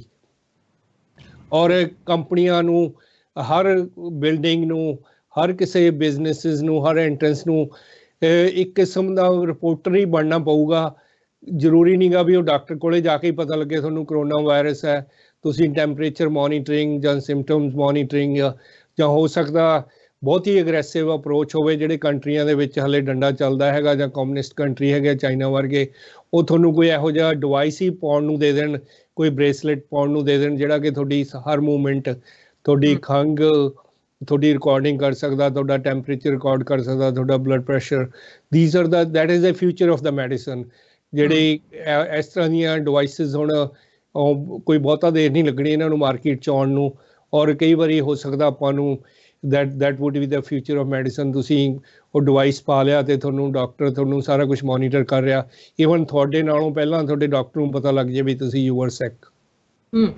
ਐਂਟੀਬਾਡੀ ਟੈਸਟ ਹੋ ਰਹੇ ਨੇ, ਜਿੱਦਾਂ ਹੁਣ ਹਿਊਮਨ ਟ੍ਰਾਇਲ ਹੋਏ ਨੇ, ਅਮਰੀਕਾ ਦੇ ਵਿੱਚ ਵੀ ਕੋਸ਼ਿਸ਼ ਕੀਤੀ ਗਈ ਹੈਗੀ ਆ, ਹੁਣ UK ਦੇ ਵਿੱਚ ਕੱਲ ਨੂੰ ਹੋ ਰਿਹਾ ਹੈਗਾ ਆ ਟ੍ਰਾਇਲ, ਜਿਹੜਾ ਹਿਊਮਨ ਟ੍ਰਾਇਲ ਹੈਗਾ ਆ। ਸੋ ਸਾਇੰਟਿਸਟ ਆਪਣਾ ਜ਼ੋਰ ਲਗਾ ਰਹੇ ਹੈਗੇ ਨੇ। ਸੋ ਇਹ ਟ੍ਰਾਇਲ ਕਿੰਨੇ ਕੁ ਕਾਮਯਾਬ ਹੋਣ ਵਾਲੇ ਨੇ ਫਿਊਚਰ ਦੇ ਵਿੱਚ? ਕਿਉਂਕਿ ਹੁਣ ਜਦੋਂ ਕਹਿੰਦੇ ਹੁੰਦੇ ਨਾ ਜੀ ਲੋੜ ਕਾਢ ਦੀ ਮਾਂ ਹੈਗੀ ਆ, ਜਦੋਂ ਕੋਈ ਵੀ ਚੀਜ਼ ਦੀ ਜ਼ਰੂਰਤ ਹੁੰਦੀ ਹੈ ਤਾਂ ਉਦੋਂ ਥਿੰਗ ਸਟਾਰਟ ਇਵੋਲਵਿੰਗ। ਉਹਨਾਂ ਦੀ ਅੱਗੇ ਤੋਂ ਅੱਗੇ ਐਂਟੀਬਾਡੀਜ਼ ਟੈਸਟ ਤਾਂ ਹੈਗੇ ਆ ਜੀ, ਉਹਨਾਂ ਦੀ ਅੱਗੇ ਜਿਹੜੀ ਆਈਟਰੇਸ਼ਨ ਹੋਊਗੀ ਵੀ ਉਹਨਾਂ ਦੀ ਐਫੀਕੇਸੀ ਕਿੰਨੀ ਕੁ ਹੈ, ਜਾਂ what does that DNA means to you, ਜਾਂ ਤੁਹਾਡੀ ਜਿਹੜੀ ਰੈਜ਼ਿਸਟੈਂਸ ਹੈ ਉਹ ਕਿੰਨੇ ਚਿਰ ਵਾਸਤੇ ਬਣਦੀ ਹੈ, ਜਾਂ certain races are more immune than the others. ਹੁਣ ਇਹ ਤਾਂ ਸਾਨੂੰ ਬਿਹੇਵੀਅਰ ਪਤਾ ਲੱਗ ਗਿਆ ਵੀ ਇਹ ਸਾਡੇ ਸੀਨੀਅਰਸ ਨੂੰ ਜ਼ਿਆਦਾ ਇਫੈਕਟ ਕਰਦਾ ਹੈਗਾ ਕਰੋਨਾ, ਔਰ ਜਿਹੜੇ ਇਮਿਊਨ ਕੰਪਰੋਮਾਈਜ਼ਡ ਹੈ ਉਹਨਾਂ ਨੂੰ ਇਫੈਕਟ ਕਰਦਾ ਹੈਗਾ। ਉਹ ਇੱਕ ਚੀਜ਼ ਹੋਰ ਵੀ ਸਮਝ, ਐਥਨਿਕ ਬੈਕਗਰਾਊਂਡਸ ਦੇ ਵਿੱਚ ਦੇਖਿਆ ਜਾਵੇ, ਜਿਹੜੇ ਬਲੈਕ ਅਮੈਰੀਕਨਸ ਹੈ ਜਾਂ ਹਿਸਪੈਨਿਕ ਮੂਲ ਦੇ ਲੋਕੀ ਸੀਗੇ ਕੈਲੀਫੋਰਨੀਆ ਦੇ ਵਿੱਚ, they are the more victims. ਇਸੇ ਤਰ੍ਹਾਂ ਜਿਹੜੇ ਇਮਿਊਨਿਟੀ ਹੁੰਦੀ ਹੈ ਉਹ ਕਈ ਰੇਸਿਸ ਦੇ ਵਿੱਚ ਜ਼ਿਆਦਾ ਹੁੰਦੀ ਹੈ ਦੂਸਰੀਆਂ ਦੇ ਨਾਲੋਂ। ਇਹ ਸਾਰਾ ਕੁਛ ਹੁਣ ਜਦੋਂ ਅੱਗੇ ਫਰਦਰ ਆਈਟਰੇਸ਼ਨ ਹੋਊਗੀ ਇਹ ਟੈਸਟ ਦੀ, ਉਹਦੇ ਤੋਂ ਪਤਾ ਲੱਗੂਗਾ ਜੀ। ਬਿਲਕੁਲ ਡਾਕਟਰ ਗਿੱਲ, ਜਿੱਦਾਂ ਹੁਣ ਤੁਸੀਂ ਡਾਕਟਰ ਹੈਗੇ ਹੋ ਜਾਂ ਹੋਰ ਮੈਡੀਕਲ ਡਿਪਾਰਟਮੈਂਟ ਵਾਲੇ ਹੈਗੇ ਨੇ, ਸੋ ਉਹ ਵਰਚੁਅਲੀ ਆਪਣੇ ਪੇਸ਼ੈਂਟਸ ਨਾਲ ਗੱਲਬਾਤ ਕਰ ਰਹੇ ਹੈਗੇ ਨੇ, ਜ਼ਿਆਦਾ ਤੋਂ ਜ਼ਿਆਦਾ ਕੋਸ਼ਿਸ਼ ਕਰ ਰਹੇ ਹੈਗੇ ਨੇ ਕਿ ਅਸੀਂ ਆਪਣੇ ਪੇਸ਼ੈਂਟ ਨੂੰ ਇਨ ਟੱਚ ਦੇ ਵਿੱਚ ਨਾ ਆਈਏ। ਜਿਹੜੀਆਂ ਮਾਈਨਰ ਸਰਜਰੀਜ਼ ਨੇ ਉਹ ਵੀ ਮੈਨੂੰ ਲੱਗਦਾ ਅਮਰੀਕਾ ਦੇ ਵਿੱਚ ਵੀ ਕੈਂਸਲ ਹੋ ਗਈਆਂ ਹੋਣਗੀਆਂ। ਬਾਕੀ ਜਗ੍ਹਾ ਦੇ ਉੱਤੇ ਜੇ ਅਸੀਂ ਹੁਣ ਮੈਂ ਵੈਨਕੂਵਰ BC ਦੇ ਵਿੱਚ ਹੈਗੀ ਹਾਂ, ਇੱਥੇ ਮਾਈਨਰ ਸਰਜਰੀਜ਼ ਜਿਹੜੀਆਂ ਸੀਗੀਆਂ ਉਹ ਇੱਕ ਵਾਰੀ ਕੈਂਸਲ ਕਰ ਦਿੱਤੀਆਂ ਗਈਆਂ ਸੀ। ਹੁਣ ਤਾਂ ਕਿਸੇ ਨੂੰ ਕੁਝ ਸੋਚ ਹੀ ਨਹੀਂ ਰਿਹਾ ਕਿ ਕਰੋਨਾ ਵਾਇਰਸ ਤੋਂ ਇਲਾਵਾ ਹਰ ਕੋਈ ਬਿਮਾਰੀ ਛੋਟੀ ਪੈ ਚੁੱਕੀ ਹੈ ਇਹਦੇ ਸਾਹਮਣੇ। ਸੋ ਤੁਹਾਨੂੰ ਕੀ ਲੱਗਦਾ ਕਿ ਜਿਵੇਂ ਹੁਣ ਕੈਂਸਰ ਪੇਸ਼ੈਂਟਸ ਹੈਗੇ ਨੇ, ਸਟ੍ਰੋਕ ਵਾਲੇ ਪੇਸ਼ੈਂਟਸ ਹੈਗੇ ਨੇ, ਸੋ ਇੱਕ ਹਿਸਾਬ ਦੇ ਉਹ ਵੀ ਇਗਨੋਰ ਹੋ ਰਹੇ ਨੇ, ਸੋ ਉਹਨਾਂ ਦੇ ਕੀ ਇੰਪੈਕਟ ਪੈ ਰਿਹਾ? ਨਹੀਂ, ਇੰਪੈਕਟ ਤਾਂ ਸਾਰਿਆਂ ਦੀ ਪੈ ਰਿਹਾ ਹੈਗਾ ਜਿਨ੍ਹਾਂ ਨੂੰ ਕੋਈ ਮੈਡੀਕਲ ਫੈਸਿਲਿਟੀ ਦੀ ਰਾਈਟ ਵੇ ਲੋੜ ਹੈਗੀ ਆ, ਜਾਂ ਜਿਹੜੀਆਂ ਇਲੈਕਟਿਵ ਸਰਜਰੀਆਂ ਉਹੀ ਸਿਰਫ ਕੀਤੀਆਂ ਗਈਆਂ। ਜਿਹੜੀਆਂ ਐਮਰਜੈਂਸੀ ਸਰਜਰੀਜ਼ ਹੈਗੀਆਂ ਉਹ ਤਾਂ ਦੇ ਹੈਵ ਟੂ ਪਰਫਾਰਮ। ਹੁਣ ਤੁਸੀਂ ਕਿਸੇ ਨੂੰ ਐਪੈਂਡਿਸਾਈਟਿਸ ਹੋ ਜਾਂਦਾ ਜਾਂ ਹੋਰ ਹੋ ਜਾਂਦਾ, ਇਨਫੈਕਸ਼ਨ ਹੋ ਜਾਂਦੀ ਹੈ, they have to operate him right way to save the life. ਤੇ ਥੋੜਾ ਬਹੁਤਾ ਇਹਦੇ ਵਿੱਚ ਇਹ ਵੀ ਹੋ ਰਿਹਾ ਜੀ, ਅੱਜ ਕੱਲ ਮੇਰੀ ਵਾਈਫ ਗੁੱਡ ਸਮੈਰਟਨ ਹਸਪੀਟਲ ਦੇ ਵਿੱਚ ਹੀ ਕੰਮ ਕਰਦੀ ਹੈਗੀ ਆ, ਤੇ ਸ਼ੀ ਵਰਕਸ ਇਨ ਸਰਜਰੀ ਡਿਪਾਰਟਮੈਂਟ। ਉਹ ਦੱਸ ਰਹੀ ਹੈ ਵੀ ਕਈ ਡਾਕਟਰ ਵੀ ਇਸ ਚੀਜ਼ ਨੂੰ ਮਤਲਬ ਦੇ ਕੈਨ ਜਸਟੀਫਾਈ ਵੀ ਇਹ ਤਾਂ ਜ਼ਰੂਰੀ ਸੀਗਾ, ਸਾਨੂੰ ਕਰਨਾ ਹੀ ਪੈਣਾ ਸੀਗਾ। ਹਾਲਾਂਕਿ ਕਈ ਵਾਰੀ ਨਹੀਂ ਹੁੰਦਾ ਕੇਸਿਸ ਦਾ, ਥੋੜਾ ਬਹੁਤਾ ਸਿਸਟਮ ਅਬਿਊਜ਼ ਤਾਂ ਹਰ ਤਾਂ ਹੁੰਦਾ ਹੈਗਾ। ਪਰ ਜਿੱਥੋਂ ਤੱਕ ਸਵਾਲ ਹੈਗਾ ਮਤਲਬ ਦੇ ਗੋਟ ਟੂ ਬੀ ਜੈਨੂਅਨ, ਕਿਉਂਕਿ ਆਪਾਂ ਜਿਹੜੇ ਮੈਡੀਕਲ ਰਿਸੋਰਸਿਸ ਹੈ ਉਹ ਕਰੋਨਾ ਕੇਸਿਸ ਵਾਸਤੇ ਰਿਜ਼ਰਵ ਰੱਖੀਏ ਤਾਂ ਕਿ ਲੋੜ ਪੈਣ ਤੇ ਉਹਨਾਂ ਨੂੰ ਵਰਤਿਆ ਜਾ ਸਕੇ। ਹਸਪੀਟਲ ਬੈਡਸ ਹੋਏ ਜਾਂ ਹਸਪੀਟਲ PPEs ਹੋਏ ਜਾਂ ਹੋਰ ਹੋਏ, ਅਗਰ ਆਪਾਂ ਉਹਨਾਂ ਨੂੰ ਅਨਨੈਸੈਸਰੀਲੀ ਆਕੂਪਾਈ ਕਰ ਲੈਂਦੇ ਆ ਤਾਂ ਇਟਸ ਫॉर द ਰਿਸਕ। ਹਾਂਜੀ, ਹੁਣ ਵੈਸੇ ਤਾਂ ਜਿਹੜੇ ਹਸਪੀਟਲਾਂ ਦੇ ਅੱਗੇ ਟੈਂਟਸ ਵਗੈਰਾ ਲੱਗੇ ਸੀ ਕੈਲੀਫੋਰਨੀਆ ਦੇ ਵਿੱਚ, ਸੈਂਟਾ ਕਲਾਰਾ ਕਾਉਂਟੀ ਦੇ ਵਿੱਚ, ਉਹਨਾਂ ਨੇ ਹੁਣ ਡਿਸਮੈਂਟਲ ਕਰਨੇ ਸ਼ੁਰੂ ਕਰਤੇ। That is a good sign. ਤੇ ਇੱਕ ਦੋ ਰਿਜ਼ਿਊਮ ਹੋਣ ਦੇ ਕਿੰਨੇ ਚਾਂਸਸ ਹੈਗੇ ਨੇ ਅਮਰੀਕਾ ਦੇ ਵਿੱਚ? ਕਿਉਂਕਿ ਕਈ ਜਗ੍ਹਾ ਦੇ ਉੱਤੇ ਜਿਹੜੇ ਮਿਡ ਮੇ ਦੇ ਵਿੱਚ ਕਹਿ ਰਹੇ ਨੇ ਕਿ ਹੈਲਥ ਕੇਅਰ ਸਿਸਟਮ ਜਿਹੜਾ ਉਹ ਦੁਬਾਰਾ ਨਾਰਮਲ ਤੋਂ ਸ਼ੁਰੂ ਹੋ ਜਾਵੇਗਾ, ਤਾਂ ਕਈ ਥਾਵਾਂ ਦੇ ਉੱਤੇ ਹਜੇ ਵੀ ਲੋਕਡਾਊਨ ਜਾਂ ਇਦਾਂ ਦੀਆਂ ਸਿਚੁਏਸ਼ਨ ਹੈਗੀਆਂ ਨੇ ਕਿ ਰਿਜ਼ਿਊਮ ਜਿਹੜਾ ਸਿਸਟਮ ਕਰਨ ਦੇ ਹਜੇ ਚਾਂਸਸ ਨਹੀਂ ਹੈਗੇ। ਅਮਰੀਕਾ ਦੇ ਵਿੱਚ ਕੀ ਚਾਂਸਸ ਹੈਗੇ ਆ ਹੈਲਥ ਕੇਅਰ ਸਿਸਟਮ ਦੇ? ਕਿਉਂਕਿ ਇੱਥੇ we jumped ahead of the game.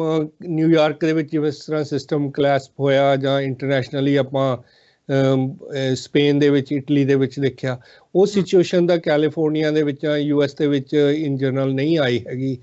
California is a more safer, they have more sources, ਕਿਉਂਕਿ they planned head of a game. ਅਸੀਂ ਸਭ ਤੋਂ ਪਹਿਲਾਂ, ਸਾਡਾ Santa Clara County was the first one to lockdown, ਬਾਕੀ ਕਾਉਂਟੀਜ਼ ਦੇ ਵਿੱਚ ਬਾਅਦ ਦੇ ਵਿੱਚ ਹੋਇਆ। ਤੇ ਇਸ ਕਰਕੇ ਇੱਥੇ ਉਹ ਸਿਚੁਏਸ਼ਨ ਆਉਣ ਦੀ ਘੱਟ ਸੰਭਾਵਨਾ ਹੈਗੀ ਆ, ਕਿਉਂਕਿ ਜਿਸ ਤਰ੍ਹਾਂ ਹੁਣ ਲਾਸਟ ਵੀਕ ਦੀ ਰਿਪੋਰਟ ਹੈਗੀ ਜਾਂ ਕੱਲ੍ਹ ਦੀ ਰਿਪੋਰਟ ਹੀ ਹੈਗੀ ਆ, ਜਿਹੜੇ ਹਸਪੀਟਲ ਬੈੱਡ ਹੈ ਸਟਿਲ ਅਵੇਲੇਬਲ। ਐਮਰਜੈਂਸੀ ਦੇ ਵਿੱਚ ਜਿਹੜਾ ਟਾਈਮ ਸੀਗਾ, ਵੇਟ ਟਾਈਮ, ਉਹ ਕਾਫੀ ਘੱਟ ਗਿਆ ਹੈਗਾ। ਪਾਰਕਿੰਗ ਲਾਟਸ ਦੇ ਵਿੱਚ ਕੋਈ ਬਹੁਤੀਆਂ ਕਾਰਾਂ ਨਹੀਂ ਦਿਖ ਰਹੀਆਂ। This is when you don't see that much hustle bustle in the hospitals, that is a good sign we people they can still afford. ਵੀ ਜਿਹੜੇ ਲੋਕਾਂ ਨੂੰ ਪਹਿਲਾਂ ਤੁਸੀਂ ਕਾਲ ਕਰਦੇ ਸੀ ਤੁਹਾਡੇ ਰੈਗੂਲਰ ਡਾਕਟਰ ਨੂੰ ਕਾਲ ਵਾਸਤੇ ਵੀ ਮੈਂ ਆਉਣਾ, ਉਹ ਤੁਹਾਨੂੰ ਲੈ ਨਹੀਂ ਸੀ ਰਹੇ। They are calling those people ਵੀ ਹੁਣ ਤੁਸੀਂ ਆ ਸਕਦੇ ਆ, ਸਾਡੇ ਕੋਲੇ ਟਾਈਮ ਹੈਗਾ।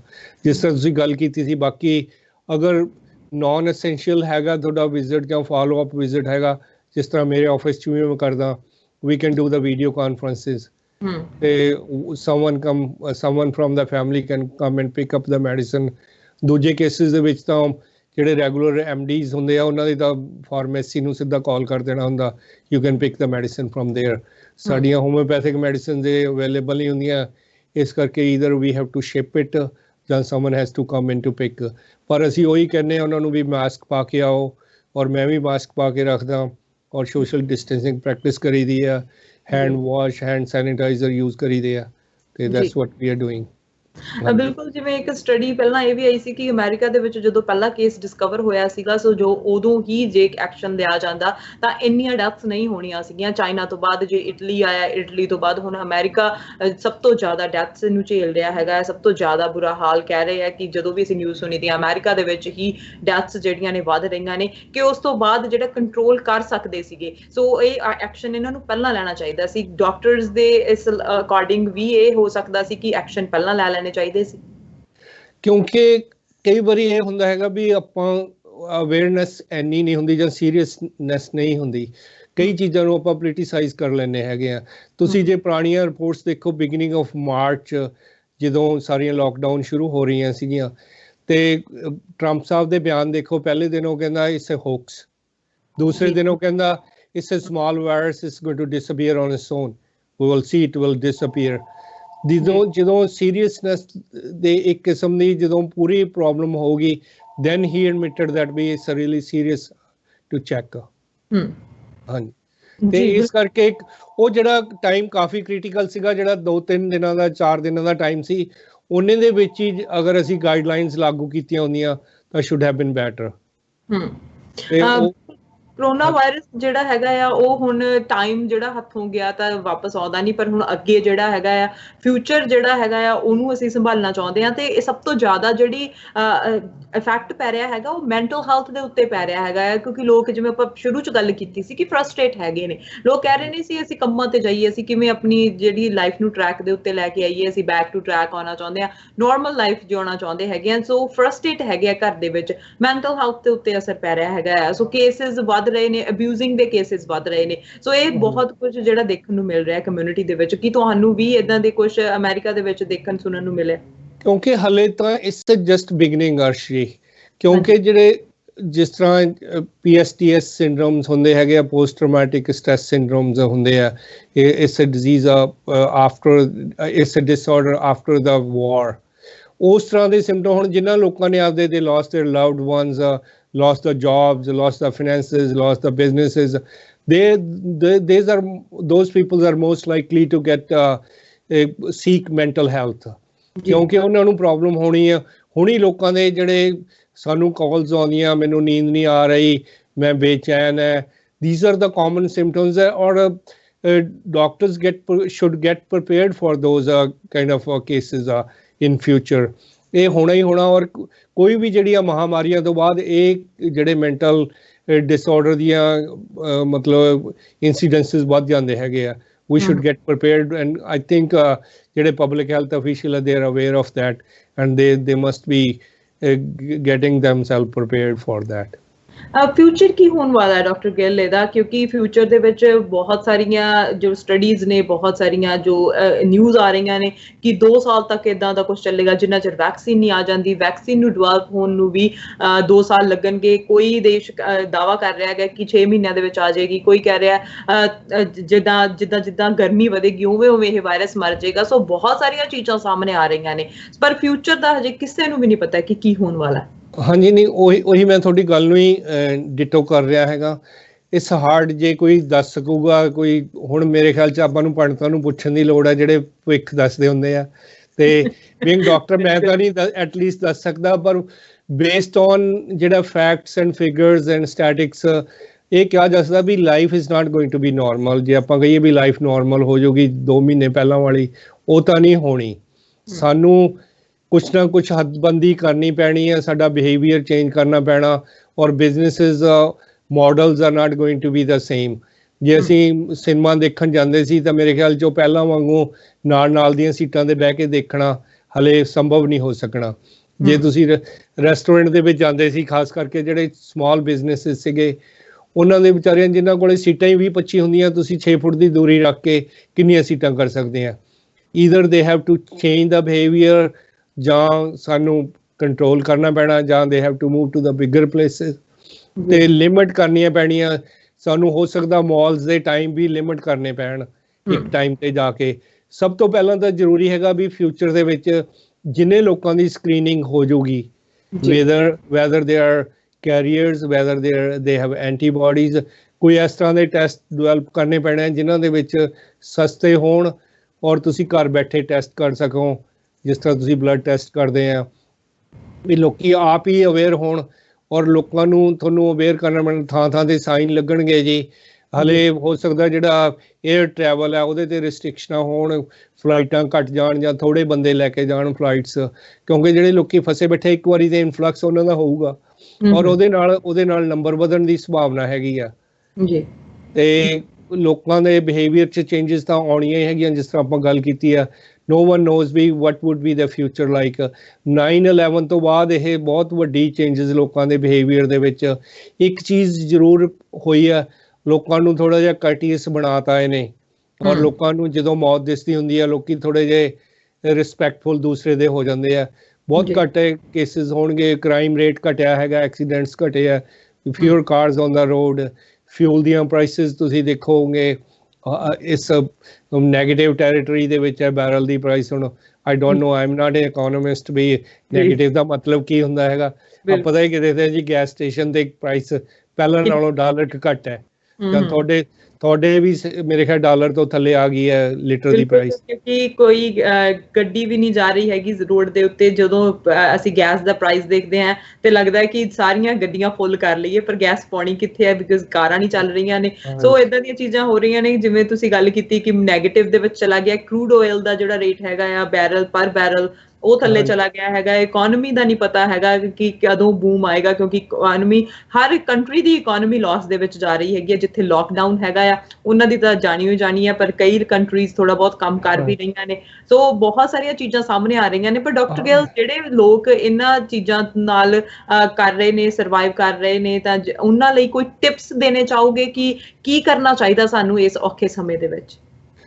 ਨਹੀਂ, ਬਾਕੀ ਤਾਂ ਜੀ ਹੁਣ ਹਰ ਬੰਦਾ ਇੱਥੇ ਸਿਆਣਾ, ਉਹਨਾਂ ਨੂੰ ਪਤਾ ਕੀ ਕਰਨਾ ਚਾਹੀਦਾ ਹੈਗਾ ਜੀ। ਮੈਂ ਤਾਂ ਇਹ ਕਹਿ ਸਕਦਾ ਵੀ ਸਟਿਲ ਜਿਹੜੇ ਐਕਸਪਰਟ ਹੈ, ਫੋਲੋ ਦਾ ਐਕਸਪਰਟ, ਨਾਟ ਦਾ ਪੋਲੀਟੀਸ਼ੀਅਨਸ ਆ। ਤੇ ਜਿਹੜੀਆਂ ਉਹਨਾਂ ਦੀਆਂ ਗਾਈਡਲਾਈਨਸ ਹੁੰਦੀਆਂ ਜਾਂ ਪਬਲਿਕ ਹੈਲਥ ਦੀਆਂ ਗਾਈਡਲਾਈਨਸ ਹੈਗੀਆਂ ਉਹਨਾਂ ਨੂੰ ਫੋਲੋ ਕਰੋ। ਪਰਸਨਲ ਹਾਈਜੀਨ ਦਾ ਖਿਆਲ ਰੱਖੋ, ਜੇ ਸੋਸ਼ਲ ਡਿਸਟੈਂਸਿੰਗ, ਕਿਉਂਕਿ prevention is always better than cure. ਤੇ ਜਿੱਥੇ ਤੁਸੀਂ ਸੋਸ਼ਲ ਡਿਸਟੈਂਸਿੰਗ ਰੱਖਣ ਦੀ ਜ਼ਰੂਰਤ ਹੈ ਉੱਥੇ ਰੱਖੀ ਜਾਵੇ। ਹੈਂਡ ਵਾਸ਼ ਮੋਰ ਆਫਟਨ। ਜੇ ਤੁਹਾਡੇ ਨੇੜੇ ਕੋਈ ਨਹੀਂ ਅਰੇਂਜਮੈਂਟ ਹੈਗਾ ਤਾਂ ਤੁਸੀਂ ਆਪਣੇ ਨਾਲ ਪਾਣੀ ਦੀ ਬੋਤਲ, ਸੋਪ ਕੈਰੀ ਕਰੋ, ਤੇ ਜਦੋਂ ਵੀ ਮੌਕਾ ਮਿਲੇ ਉੱਥੇ ਤੁਸੀਂ wash your hands rather then. ਜੇ ਸੈਨੀਟਾਈਜ਼ਰ ਨਹੀਂ ਮਿਲਦਾ, ਸੈਨੀਟਾਈਜ਼ਰ ਹੁਣ ਆਮ ਮਿਲਣ ਲੱਗ ਗਏ। ਮਾਸਕ ਯੂਜ਼ ਕਰੋ ਤੇ ਆਪਦੇ ਫਾਈਨੈਂਸਿਸ ਬਾਰੇ ਸੋਚ ਸਮਝ ਕੇ ਖਰਚਾ ਕਰੋ ਜੀ, ਇਹੀ ਕਿਹਾ ਜਾ ਸਕਦਾ। ਤੇ ਸਾਨੂੰ ਤਾਂ ਇੱਕ ਹੋਰ ਵੀ ਖਤਰਾ ਹੈਗਾ, ਅਗਰ ਵਿੰਟਰ ਦੇ ਵਿੱਚ, ਕਿਉਂਕਿ ਸਾਡੇ ਨਵੰਬਰ ਦੇ ਵਿੱਚ ਪ੍ਰੈਜ਼ੀਡੈਂਸ਼ੀਅਲ ਇਲੈਕਸ਼ਨ ਹੈਗੇ ਆ। ਤੇ ਮੇਰਾ ਇੱਕ ਦੋਸਤ ਹੈਗਾ, ਹੀ ਇਜ਼ ਅ ਪੋਲੀਟੀਸ਼ੀਅਨ, ਉਹ ਗੱਲ ਕਰ ਰਿਹਾ ਸੀ, ਕਹਿੰਦੇ ਹੋ ਸਕਦਾ ਹੈਗਾ ਵੀ ਅਮਰੀਕਾ ਦੀ ਹਿਸਟਰੀ ਦੇ ਵਿੱਚ ਪਹਿਲੀ ਵਾਰੀ ਐਮਰਜੈਂਸੀ ਲੱਗ ਕੇ ਤੇ ਪਤਾ ਨਹੀਂ ਪ੍ਰੈਜ਼ੀਡੈਂਟ ਇਲੈਕਸ਼ਨ ਹੀ ਕੈਂਸਲ ਹੋ ਸਕਦੇ ਆ। ਤੇ ਕਿ ਹਾਂ ਵੀ ਕੁਛ ਵੀ ਪੋਸੀਬਲ ਹੈਗਾ ਹੁਣ। Until that those things happen ਕੁਛ ਨਹੀਂ ਕਿਹਾ ਜਾ ਸਕਦਾ ਜੀ। ਆਪਸ਼ਨ ਪਰ ਹੁਣ ਕੀ ਉਦੋਂ ਤੱਕ ਕੀ ਹੋਣਾ ਹੈਗਾ ਆ, ਕੀ ਹਾਲਾਤ ਹੋਣਗੇ ਉਦੋਂ ਤੱਕ, ਕੀ ਕੰਡੀਸ਼ਨਸ ਹੋਣਗੀਆਂ, ਉਹ ਤਾਂ ਦੇਖਣਾ ਬਣਦਾ ਹੈਗਾ ਹੈ। ਕਿਉਂਕਿ ਹੁਣ ਹਰ ਕੋਈ ਜ਼ੋਰ ਲਗਾ ਰਿਹਾ ਹੈਗਾ, ਵਿਰੋਧੀ ਬਣ ਕੇ ਜੋ ਬਾਈਡਨ ਆ ਰਹੇ ਨੇ। ਸੋ ਬਹੁਤ ਕੁਝ ਅਮਰੀਕਾ ਦੀ ਸਿਆਸਤ ਦੇ ਵਿੱਚ ਵੀ ਹੋਣ ਵਾਲਾ ਹੈਗਾ। ਨਵੰਬਰ ਤੱਕ ਬਹੁਤ ਚੀਜ਼ਾਂ ਜਿਹੜੀਆਂ ਨੇ ਨਾ ਉਲਟੀਆਂ ਪੁਲਟੀਆਂ ਦਿਖਣ ਲੱਗ ਜਾਣੀਆਂ ਨੇ ਅਮਰੀਕਾ ਦੀ। ਹਾਂਜੀ, ਕੋਈ ਸਰਪ੍ਰਾਈਜ਼ ਨਹੀਂ ਹੋਊਗਾ ਜੇ ਅੱਧੀ ਰਾਤ ਨੂੰ ਟਵੀਟ ਆ ਜਾਂਦਾ ਜੀ ਐਮਰਜੈਂਸੀ ਲਾਤੀ ਸਾਡੇ ਪ੍ਰੈਜ਼ੀਡੈਂਟ ਨੇ, ਤਾਂ ਸਾਨੂੰ ਕੋਈ ਸਰਪ੍ਰਾਈਜ਼ ਨਹੀਂ ਹੋਊਗਾ। ਬਿਲਕੁਲ। ਹਰ ਰੋਜ਼ ਹਾਲਾਤ ਬਦਲ ਰਹੇ ਨੇ, ਹਰ ਰੋਜ਼ ਜਿਹੜੀਆਂ ਨਵੀਆਂ ਚੀਜ਼ਾਂ ਸਾਹਮਣੇ ਆ ਰਹੀਆਂ ਹੈਗੀਆਂ ਨੇ। ਐਜ਼ ਅ ਡਾਕਟਰ ਤੁਸੀਂ ਸਾਨੂੰ ਗਾਈਡਲਾਈਨਸ ਦਿੰਦੇ ਰਹਿੰਦੇ ਨੇ, ਐਕਸਪਲੇਨੇਸ਼ਨਸ ਦਿੰਦੇ ਰਹਿੰਦੇ ਹੈਗੇ ਹੋ। ਵਿਊਅਰਸ ਨੂੰ ਕੀ ਕਹਿਣਾ ਚਾਹੁੰਦੇ ਹੋ? ਵਿਊਅਰਸ ਦੇ ਲਈ ਕੀ ਮੈਸੇਜ ਦੇਣਾ ਚਾਹੁੰਦੇ ਹੋ? ਨਹੀਂ, ਉਹਨਾਂ ਦਾ ਇਹੀ ਹੈਗਾ ਜੀ ਵੀ ਹੁਣ ਜਿਹੜਾ ਕੁਛ ਹੋ ਗਿਆ ਉਸ ਤੋਂ ਬਾਅਦ the things are going to become normal at some point। ਥੋੜਾ ਬਹੁਤਾ ਔਖਿਆਈ ਚੱਲ ਕੇ ਹੀ ਆਪਾਂ ਨੂੰ ਅੱਗੇ ਸੁੱਖ ਮਿਲਦਾ ਹੈਗਾ। ਔਰ ਸਟੇ ਹੈਪੀ, ਹੈਲਦੀ, ਆਪਣੇ ਬੱਚਿਆਂ ਦਾ ਖਿਆਲ ਰੱਖੋ, ਆਪਣੀ ਸਿਹਤ ਦਾ ਖਿਆਲ ਰੱਖੋ, ਬੀ ਕੰਸੀਡਰੇਟ ਟੂ ਅਦਰਸ। ਵੀ ਹੁਣ ਆਪਾਂ ਬਥੇਰੀਆਂ ਕਾਰਾਂ ਭਜਾ ਕੇ ਦੇਖ ਲਈਆਂ, ਬੜੀ ਲਾਈਫ ਤੇਜ਼ ਚੱਲ ਕੇ ਦੇਖ ਲਈ, ਸਲੋ ਵੀ ਦੇਖ ਲਈ। Slow down and enjoy the life. ਇਹੀ ਫੰਡਾ ਹੈਗਾ ਜੀ। ਸਹਿਜ ਪੱਕੇ ਸੋ ਮਿੱਠਾ ਹੋਏ, ਆਪਣੀ ਤਾਂ ਫਿਲਾਸਫੀ ਇਹੀ ਕਹਿੰਦੀ ਆ। ਬਿਲਕੁਲ। Thank you so much doctor Gill. ਤੁਸੀਂ ਟਾਈਮ ਟੂ ਟਾਈਮ ਸਾਡੇ ਨਾਲ ਗੱਲਬਾਤ ਕਰਦੇ ਰਹਿੰਦੇ ਹੈਗੇ ਹੋ ਤੇ ਅਪਡੇਟਸ ਦਿੰਦੇ ਰਹਿੰਦੇ ਹੋ ਅਮਰੀਕਾ ਦੇ ਬਾਰੇ। ਤੁਸੀਂ ਵੀ ਐਜ਼ ਅ ਡਾਕਟਰ, ਤੁਹਾਡਾ ਵੀ ਫਰੰਟ ਲਾਈਨ ਵਰਕਰ ਹੈਗੇ ਹੋ, ਤੁਸੀਂ ਵੀ ਆਪਣਾ ਜਿਹੜਾ ਕੰਟਰੀਬਿਊਸ਼ਨ ਦੇ ਰਹੇ ਹੈਗੇ ਹੋ। ਸੋ ਤੁਸੀਂ ਵੀ ਸੇਫ ਰਹੋ, ਆਪਣੇ ਆਪ ਦਾ ਧਿਆਨ ਰੱਖੋ ਤੇ ਇਦਾਂ ਹੀ ਸਾਨੂੰ ਜਿਹੜੀ ਅਪਡੇਟ ਦਿੰਦੇ ਰਹੋ। ਧੰਨਵਾਦ ਤੁਹਾਡਾ। ਬਹੁਤ ਬਹੁਤ ਮਿਹਰਬਾਨੀ ਜੀ, ਮੀਡੀਆ ਦੀ ਵੀ, ਤੁਹਾਡੇ ਫਰੈਂਡਲੀ ਮੀਡੀਆ ਦੀ ਬਹੁਤ ਬਹੁਤ ਮਿਹਰਬਾਨੀ। Okay okay. ਜਿਵੇਂ ਅਸੀਂ ਡਾਕਟਰ ਗਿੱਲ ਦੇ ਨਾਲ ਗੱਲਬਾਤ ਕੀਤੀ ਤੇ ਸਾਨੂੰ ਹਰ ਕੋਈ ਕਹਿ ਰਿਹਾ ਦਿਸ ਇਜ਼ ਨਿਊ ਨਾਰਮਲ, ਕਿ ਇਹ ਸਾਡੀ ਹੁਣ ਨਵੀਂ ਨਾਰਮਲ ਲਾਈਫ ਹੈਗੀ ਹੈ। ਇਸੇ ਨੂੰ ਹੀ ਨਾਰਮਲ ਲਾਈਫ ਮੰਨ ਕੇ ਸਾਨੂੰ ਚੱਲਣਾ ਪੈਣਾ ਹੈਗਾ ਆ, ਸਲੋ ਡਾਊਨ ਹੋਣਾ ਪੈਣਾ ਹੈਗਾ ਆ, ਤਾਂ ਕਿ ਅਸੀਂ ਜਿਹੜਾ ਹੈਗਾ ਹੈ ਕਰੋਨਾ ਵਾਇਰਸ ਤੋਂ ਛੇਤੀ ਇਹ ਵਰਲਡ ਜਿਹੜਾ ਹੈ ਸੁਣਨਾ ਬੰਦ ਕਰ ਦਈਏ ਤੇ ਕੋਵਿਡ-19 ਜਿਹੜਾ ਛੇਤੀ ਸਾਡੀ ਲਾਈਫ ਦੇ ਵਿੱਚੋਂ ਚਲਾ ਜਾਵੇ। ਪਰ ਉਹਦੇ ਲਈ ਸਾਨੂੰ ਡਿਸਟੈਂਸ ਮੇਨਟੇਨ ਰੱਖਣਾ ਚਾਹੀਦਾ, ਫਿਜ਼ੀਕਲ ਡਿਸਟੈਂਸ ਮੇਨਟੇਨ ਰੱਖਣਾ ਚਾਹੀਦਾ। Keep washing your hands regularly and keep watching ਸਾਂਝਾ TV। ਸਤਿ ਸ਼੍ਰੀ ਅਕਾਲ। YouTube ਦੀ ਇਸ ਵੀਡੀਓ ਤੋਂ ਆਉਣ ਵਾਲਾ ਰੈਵਨਿਊ ਕਰੋਨਾ ਪੀੜਤਾਂ ਦੀ ਮਦਦ ਲਈ ਵਰਤਿਆ ਜਾਵੇਗਾ। ਇਸ ਕਰਕੇ ਤੁਸੀਂ ਵੀ ਇਸ ਦੇ ਹਿੱਸੇਦਾਰ ਬਣੋ। ਇਸ ਖਬਰ ਨੂੰ ਵੱਧ ਤੋਂ ਵੱਧ ਲਾਈਕ ਕਰੋ, ਸ਼ੇਅਰ ਕਰੋ ਅਤੇ ਚੈਨਲ ਨੂੰ ਸਬਸਕ੍ਰਾਈਬ ਕਰੋ ਤਾਂ ਕਿ ਦੇਸ਼ ਜਿੱਤੇ ਅਤੇ ਕਰੋਨਾ ਹਾਰੇ।